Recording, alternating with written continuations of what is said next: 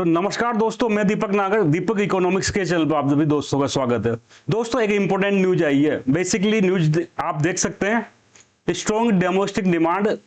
Basically जो Fitch एक credit rating agency है, इसने इंडिया की जीडीपी ग्रोथ रेट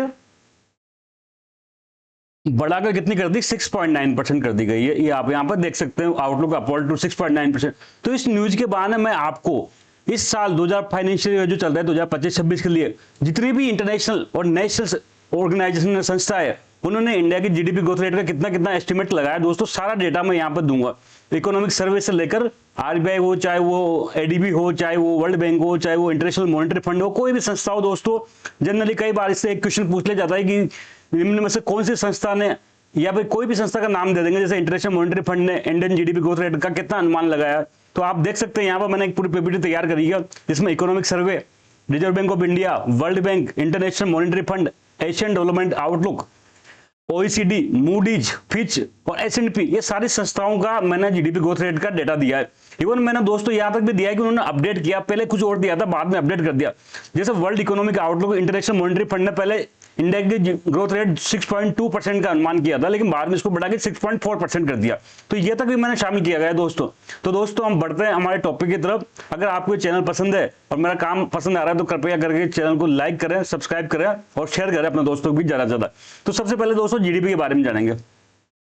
जीडीपी क्या होती है? जीडीपी कई बार न्यूज में आती है, कई बार क्या हमेशा न्यूज में रहती है दोस्तों। कुछ उसका आधा अधूरा मतलब समझते हैं, जनरली उसको लोग मतलब भी नहीं समझते और ज्ञान देते रहते हैं। तो हम इसको देखते हैं। इसको सबसे फुल फॉर्म होती है gross domestic product. Gross domestic product, सकल घरेलू उत्पाद, जीडीपी को हिंदी में कहते हैं दोस्तों। कुछ भी नहीं है जीडीपी, सिंपल सी बात बताऊं। एक मैं अपन देसी एग्जाम्पल समझेंगे। समझ लो ए कोई व्यक्ति है, एक कोई फैमिली है, गांव में रहता, इसके कोई एग्रीकल्चर होगी। इस एग्रीकल्चर समझ लो 50,000 रुपए सालाना कमाता है, ठीक है। इसका हो सकता है कोई छोटी मोटी इंडस्ट्री हो, कोई बड़ी इंडस्ट्री नहीं होगी, छोटी मोटी हो सकता है ये घर पे क्या हो, अचार पापड़ बना के बेच रहा हो सकता है घर पे मोमबत्ती बना के बेच रहा हो, तो हो सकता है इससे उसकी कोई 20,000 इनकम हो। जरूरी नहीं कि इंडस्ट्री हुई से हो भी सकती है। हो सकता है इसका एक बेटा कोई जॉब में हो, सर्विस सेक्टर में हो, डॉक्टर हो, कोई टीचर हो, कुछ भी हो सकता है। ये समझ करो यहाँ से 30,000 रुपए महीने सालाना कमाता है। देखो ये ईयरली डेटा मैं बता रहा हूँ, एक कोई फैक्चुअल डेटा नहीं, तो केवल एस्टिमेट के आधार पर टोटल क्या हो गया, 1,00,000 रुपये हो गया। बस ये 1,00,000 रुपए इस व्यक्ति की जीडीपी है। बस यही जीडीपी है और कुछ भी नहीं। साल भर में किसी देश में या किसी गांव में किसी व्यक्ति के कितने गुड्स एंड सर्विसेज का प्रोडक्शन होता है, उसकी मॉनेटरी वैल्यू क्या होती है, जीडीपी होती है। बस इतना सही है। इस परिवार की सालाना इनकम 1,00,000 रुपए, ऐसे देश की इनकम कितनी है? ऐसे भाई इंडिया है, इंडिया में भी क्या है, कई सारे किसान है, एग्रीकल्चर का प्रोडक्शन करते होंगे, करते नहीं करते? सारे किसान को कुछ ना कुछ प्रोडक्शन की कुछ ना कुछ वैल्यू होगी। जितने भी किसान इंडिया के सारे मिल जाओ, एग्रीकल्चर प्रोडक्शन ले लो, कुछ इंडस्ट्री का ले लो, जितनी भी फैक्ट्रियां हैं, सब फैक्ट्री की प्रोडक्शन का वैल्यू निकाल लो, कितने रुपए का इन्होंने प्रोडक्शन किया। सर्विस सेक्टर को ले लो, हेल्थ, एजुकेशन, बैंकिंग वगैरह को, यहां पर कितना प्रोडक्शन हुआ, सबको जोड़ दो, सबका टोटल कर दो, यही क्या होगी, उस देश की जीडीपी होगी। बस और कुछ भी नहीं है। अभी जीडीपी जितनी ज्यादा होगी उतनी अच्छी बुरी बात है। वही बात, परिवार को लो, एक की जितनी ज्यादा इनकम होगी उतनी अच्छी बात है कि बुरी बात है? अच्छी बात है। भाई हम दो परिवार की कैसे तुलना करते हैं, ए और बी में कौन गरीब कौन अमीर है? भाई एक का सालाना इनकम अगर 50 लाख है और इसकी 20 लाख है तो ए रिच है, यही बात है। ऐसे दोस्तों जीडीपी जितनी ज्यादा होती है उतनी अच्छी बात है। प्रोडक्शन होगा, भाई एग्रीकल्चर में प्रोडक्शन होगा, तो अगर प्रोडक्शन ज्यादा हो रहा है तो किसानों को मजा, इंडस्ट्री में प्रोडक्शन ज्यादा हो तो बिजनेसमैन को मजा, सर्विस सेक्टर में ज्यादा प्रोडक्शन होगा तो सर्विस सेक्टर को मजा। और क्या होगा, इनके साथ अगर ये प्रोडक्शन हो रहा है तो रोजगार बढ़ेगा। जीडीपी ज्यादा, इसका मतलब क्या है, प्रोडक्शन ज्यादा, प्रोडक्शन में ज्यादा मतलब एम्प्लॉयमेंट ज्यादा, एम्प्लॉयमेंट ज्यादा तो इनकम ज्यादा, इनकम ज्यादा तो सेविंग ज्यादा, सेविंग ज्यादा इन्वेस्टमेंट ज्यादा तो और ज्यादा प्रोडक्शन। ये कहानी है पूरी जीडीपी की, ठीक है दोस्तों। इसके आगे बढ़ते हैं। देखो आप सबको फाइनेंशियल ईयर कंसेप्ट पता होगा। इंडिया में जो चलता है इकोनॉमिक क्षेत्र में वो चलता है फाइनेंशियल ईयर, कैलेंडर ईयर को फॉलो नहीं किया जाता। बेसिकली चलता है जैसे फाइनेंशियल 24-25 था, ये खत्म हो चुका है। ये चलता है 1 अप्रैल से, 1 अप्रैल से स्टार्ट होता है और 31 मार्च तक चलता है। तो 1 अप्रैल 2024 से खत्म हुआ, अब 31 मार्च कब तक चला? 2025 चला, ठीक है। अब लेटेस्ट जो फाइनेंशियल चल रहा है 2025-26 चल रहा है, ठीक है। इसको FY26 भी कह देते हैं दोस्तों। FY26 फाइनेंशियल 26 कह दो या फाइनेंशियल 2025-26 कह दो, एक ही बात है। ये चलेगा 1 अप्रैल से 2025 चलेगा। कब तक चलेगा? 31 मार्च 26 तक। अब सपोज करो यहाँ मानो कि 24 पर 25 में सपोज करो इंडिया की जीडीपी 100 रुपये होगी, तो अब इस साल कितने रहने के अनुमान है? जितना ज्यादा मैंने बताया जीडीपी जितना ज्यादा रहेगी उतना अच्छी बात है, ऐसे ग्रोथ रेट भी अच्छी बात है। पिछले साल मैंने 1 लाख रुपए कमाए, इस साल में 1,10,000 कमाओ, हो सकता है इस साल में 1,05,000 कमाओ, तो 1,10,000 कमाऊंगा तो ज्यादा अच्छी बात है। तो ऐसे जो पिछले साल की तुलना में इस साल जीडीपी कुछ रहेगी सबको 110, तो इसको कहते हैं ग्रोथ रेट। क्या कहते हैं? जीडीपी में ग्रोथ रेट कितनी हुई इस साल? अभी ये तो अभी चल ही रहा है, अभी तो क्या चल, सितंबर ही चल ही रहा है, फाइनल डेटा तो 31 मार्च कब खत्म होगा उसके बाद आएगा, लेकिन पहले से अनुमान लगाते हैं इंटरनेशनल स्थिति क्या है, देश में क्या स्थिति है, क्या क्या इसमें सिचुएशन चल रही है, उस आधार पर दोस्तों अलग अलग संस्थाएं अलग अलग प्रकार का अनुमान लगाती है, वो अनुमान ही हमारे एग्जाम में पूछा जाता है। तो आप इस सबसे पहले ये देखो सबसे पहला जो अनुमान लगा रहा है दोस्तों इकोनॉमिक सर्वे।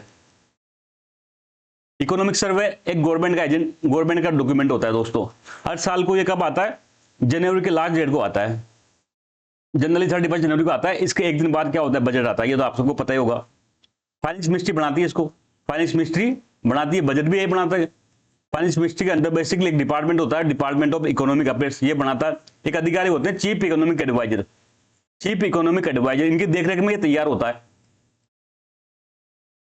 तो 31 जनवरी 2025 को ये आया होगा अगले साल के लिए, तो इसमें कुछ ना कुछ अनुमान लगाया होगा इन्होंने। वी अनंत नागेश्वरन जी अभी हैं चीफ इकोनॉमिक एडवाइजर, वी अनंत नागेश्वर, तो इसमें कुछ अनुमान लगा होगा। तो दोस्तों इसमें जो अनुमान लगाया वो 6.3% से 6.8%। बेसिकली एक रेंज नहीं दी इन्होंने, बेसिकली एक डेटा नहीं दिया, एक रेंज दी है। 6.3 से 6.8% के लगभग इंडिया की जीडीपी बढ़ेगी। इट मींस पिछले साल 100 रुपए का अगर प्रोडक्शन था तो इस साल लगभग 106.3 रुपए से 106.8 रुपए तक इंडिया का जीडीपी रहने का अनुमान है। तो ये डेटा इंपॉर्टेंट है, बहुत ही इंपॉर्टेंट। इकोनॉमिक सर्वे का डेटा हमेशा इंपॉर्टेंट होता है दोस्तों। इसमें आपको याद रखना है 6.3 से 6.8% तक। इसके बाद दोस्तों बात करते हैं हम रिजर्व बैंक ऑफ इंडिया की। तो आरबीआई की हर 2 महीने में मॉनेटरी पॉलिसी आती है।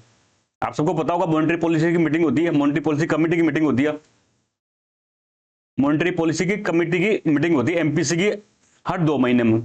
इसमें कई सारी चीजें डिसाइड होती है, स्पेशली रेपो रेट के बारे में डिसाइड होती है। रेपो रेट के बारे में जनरली ध्यान रखते हैं हम, रेपो रेट इंक्रीज करते हैं डिक्रीज करते हैं, लेकिन इसमें साथ साथ में इन्फ्लेशन का क्या टारगेट रहेगा इस साल, वो भी ये लोग डेटा देते हैं। साथ में ग्रोथ रेट का भी डेटा का एस्टिमेट करते हैं कि इस साल जीडीपी ग्रोथ रेट कितनी रहेगी। तो दोस्तों जो लेटेस्ट जो मॉनेटरी पॉलिसी कमेटी की मीटिंग हुई थी उसमें इन्होंने अनुमान लगाया कि इस साल जीडीपी ग्रोथ रेट 6.5% होगी। तो ये डेटा इंपॉर्टेंट है। आरबीआई ने कितना अनुमान लगाया? तो 6.5% लगाया दोस्तों।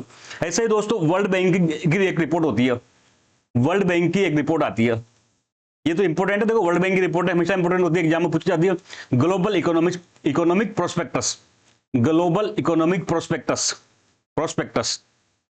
इसमें दोस्तों पहले इसमें 6.7% का अनुमान लगाया था, लेकिन बाद में देखो क्या होता है, जो रिपोर्ट आती है ना, जैसे वर्ल्ड बैंक की रिपोर्ट आती है ग्लोबल इकोनॉमिक प्रोस्पेक्ट, तो एक बार रिलीज आती है फिर इसका अपडेट आता रहता है, इसका अपडेट आता है। तो शुरुआत में तो 6.7% का अनुमान लगाया गया था, लेकिन बाद में इसमें अपडेट जब अपडेट आया ना तो उसमें इसको डिक्रीज करके कितना कर दिया?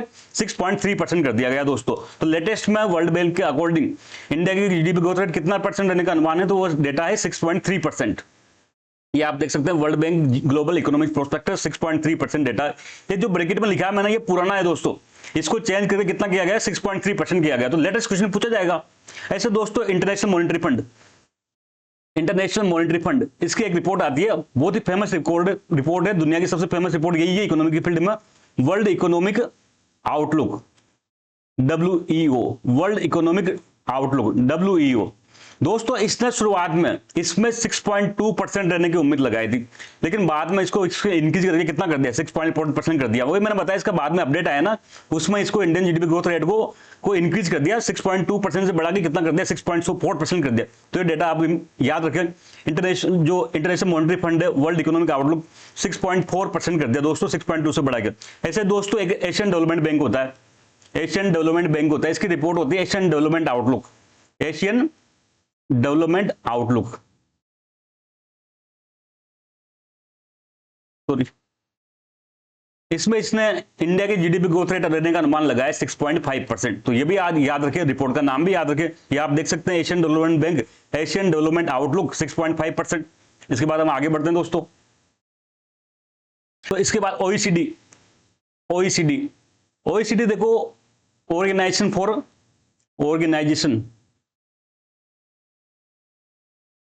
फॉर इकोनॉमिक कोऑपरेशन,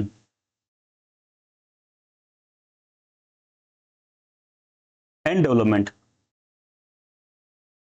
ये दोस्तों ओईसीडी दुनिया के रिच कंट्री का ग्रुप है, रिच कंट्रीज का ग्रुप है। क्या जितने भी अमीर और देश है ना, इनके पर कैपिटा इनकम प्रति व्यक्ति आज बहुत ज्यादा है, उन देशों का ग्रुप है ये। इंडिया इसमें मेंबर नहीं है, India is not member of the OECD, India इसका मेंबर नहीं है दोस्तों। इसका हेडक्वार्टर है पेरिस में, फ्रांस की कैपिटल पेरिस, आपने नाम सुना होगा, पेरिस फ्रांस। तो इसने दोस्तों अनुमान लगाया कि इंडिया की जीडीपी ग्रोथ रेट कितनी रहेगी, 6.3% रहेगी। ये आप देख सकते हैं ओईसीडी ने अनुमान लगाया 6.3% दोस्तों।